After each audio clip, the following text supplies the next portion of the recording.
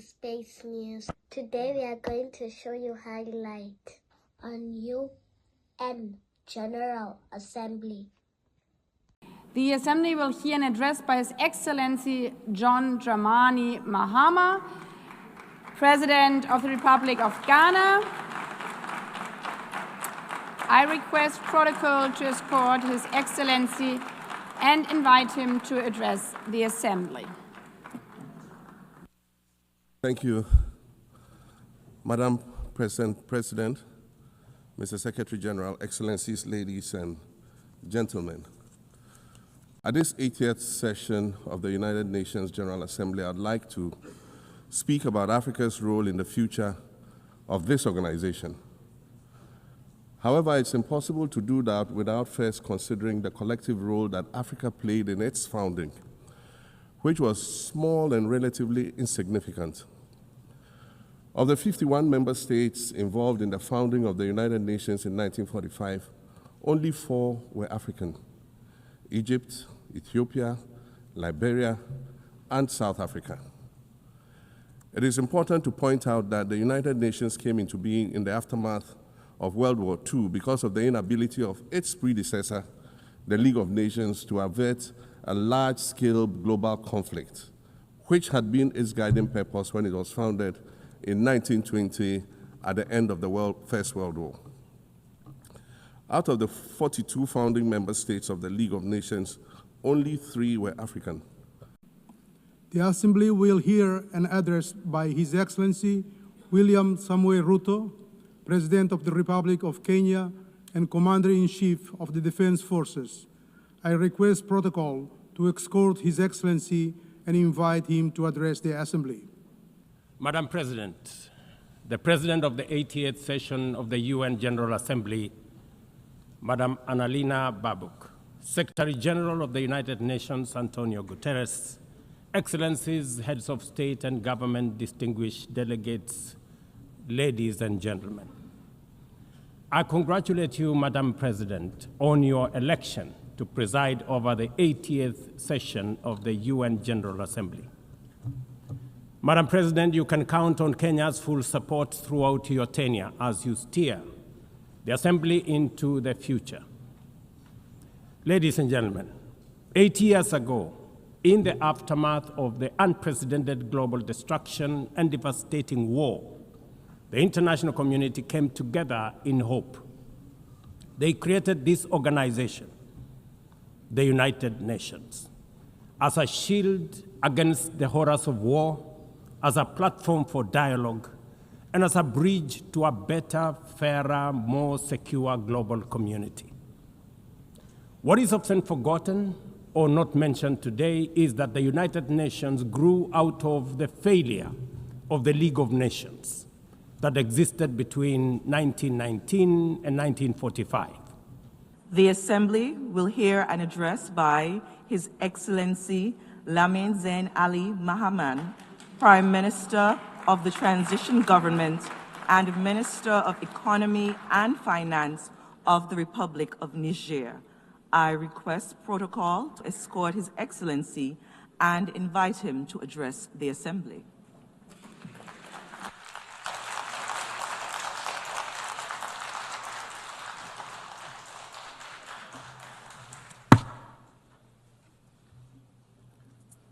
Bismillahir Rahmanir Rahim.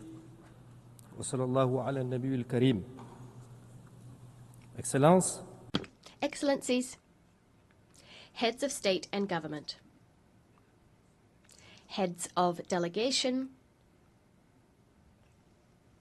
Madam President, ladies and gentlemen.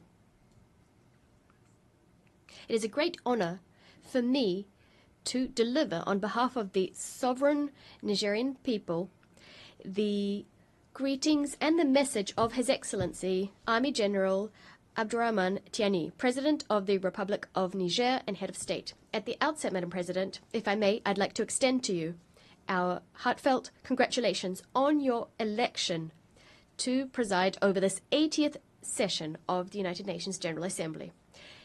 Niger would like to assure you that you have our full support as you fulfill your mission. I I now give the floor to His Excellency Sergei Lavrov, Minister for Federation. Madam President, ladies and gentlemen, 80 years ago, the most terrible war in human history came to an end. More than 70 million people fell victim to the fighting, famine, and disease. In 1945, the course of world history changed forever. The triumph over German Nazism, under whose banner most of Europe had rallied, and Japanese militarism paved the way for peace, recovery, and prosperity. This year, Moscow and Beijing held celebrations devoted to the 9th of May and 3rd of September holidays to mark the victory in the Great Patriotic War and World War II. The world witnessed grand military parades commemorating the decisive contribution of the peoples of the Soviet Union to the defeat of Nazi Germany and the particular role of the people of China in defeating militaristic Japan. We sacredly honor the memory of our brotherhood in arms with all of our allies who stood on the side of truth in the fight against the forces of evil. One of the enduring outcomes of that war was the creation of the United Nations. The principles of its charter agreed upon by the founding fathers of our organization continue to serve as a shining beacon of international cooperation. They embody centuries of experience of the coexistence of states and remain fully relevant in the age of multipolarity. The only thing that remains is for all member states, without exception, to adhere to those principles in full, in their entirety, and as they are interconnected. In practice, however, things look different. Widespread, gross violations of the principle of the sovereign equality of states are undermining faith in justice itself and leading to crises and conflicts. The root of the problem lies in the incessant attempts to divide the world into us and them, into democracy and autocracy, into a blooming garden and a jungle, those who are at the table and those who are on the menu, into the chosen ones who are allowed everything and the rest who for some reason are obliged to serve the interests of the golden billion. We advocate for unquestioning adherence to the principle of equality. It is the guarantee that all countries will be able to take their rightful place in the world order, regardless of their military might, the size of their population, or the size of their territory and economy. The Assembly will hear an address by His Excellency Gustavo Petro Urrego, President of the Republic of Colombia. I request protocol to escort His Excellency and invite him to address the Assembly. President of the General Assembly, this is my last statement as President here. It's the fourth time. In my first speech, I announced that it was very likely that there would be conflicts in Ukraine and Gaza and in Palestine, and that I suggested that there be a peace conference, but those who don't have bombs or large budgets are not heated here. Well, 4 years later,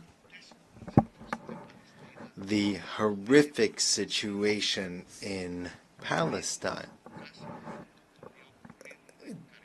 did not lead me to think that almost the same thing could happen in the Colombian Caribbean area, where unarmed young people are being shot at with missiles in the open seas. And now we are in a different situation. Perhaps it's more global, a kind of Stone Age that has descended on all of humankind. Missiles against 17 unarmed young people in the Caribbean Sea, some of them Colombians. The persecution, imprisonment, and expulsion of millions of migrants, missiles that have killed some 70,000 people in Gaza, the lack of action on the climate crisis. All this is linked, and all this has the same cause. Migration is simply an excuse so that a rich society, rich, white, and racist, believes itself to be the superior race and is not realizing that its leaders are leading it to the abyss, to its own distinction, together with the rest of humanity. They said that the missiles in the Caribbean were used to stop drug trafficking. That is a lie. I request protocol to escort Her Excellency and invite her to address the Assembly.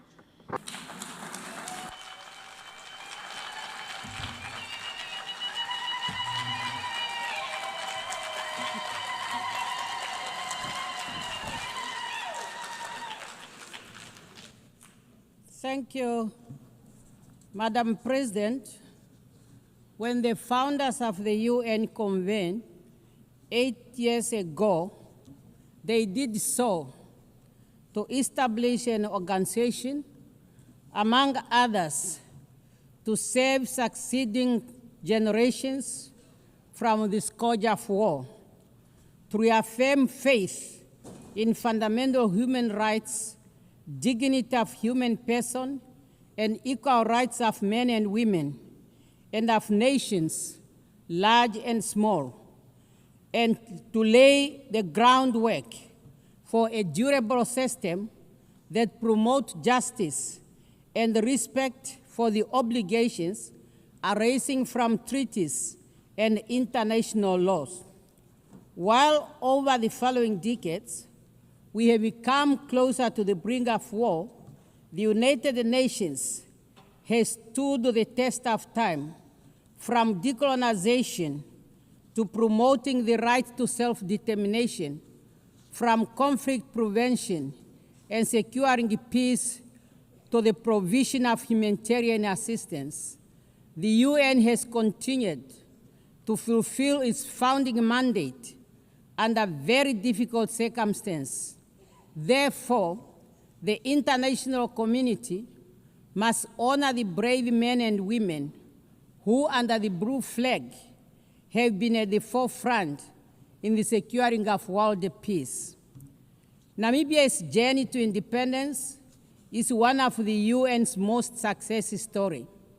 It was through this very organization that our forebears tirelessly petitioned for the end of apartheid, colonial rule in Namibia, for freedom and independence of our country.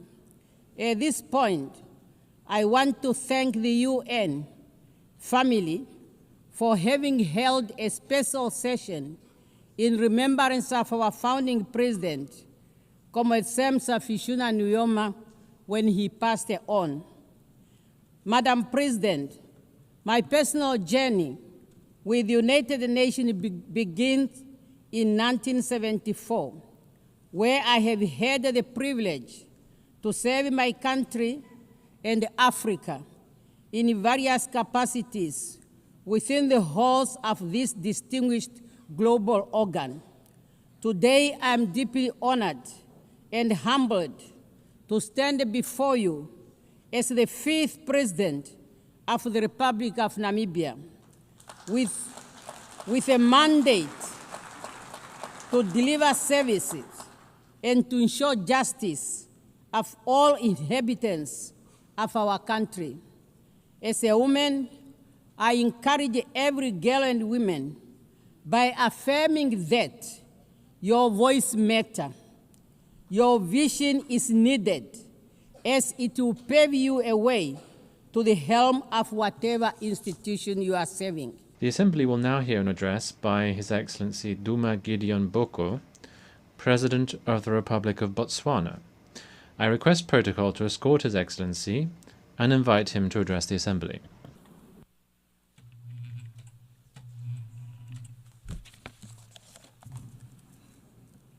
Madam President, Secretary General, Excellencies, ladies and gentlemen, we meet here today and this whole week in these hallowed precincts to remember the overwhelming gravity of the circumstances that gave birth to the United Nations, the ruins of war, a world poised to descend into further mayhem if courageous choices were not made. Leaders of great vision and courage stepped up. They realized that the charms and allurements of our unity trumped any tendencies to divide us, and from their conviction that humanity is better together, this institution was born. Their courage and fortitude merit our recurrent admiration. So I stand on this enchanted spot today to express my thanks and the gratitude of the people of Botswana to our forerunners and to all of you. We must recommit ourselves to the vision, peace, development, and human rights for all people in all nations. I stand here today in the composite capacity of citizen of Botswana and as an African. Yes, I am an African, stamp and root. For Botswana, the ideals of the United Nations are not abstractions. They are the foundation of our identity. Since our independence, we've sought to embody democratic governance, respect for the rule of law, including an international rule-based normative order, and the dignity of every human being. We reaffirm today our commitment to the Universal Declaration of Human Rights and to advancing equality, including the protection of indigenous peoples, women and youth within our borders and across our region. Yet we also acknowledge that the pursuit of justice is an arduous journey. My administration has pledged to reform and strengthen institutions, enhance transparency, and root out corruption.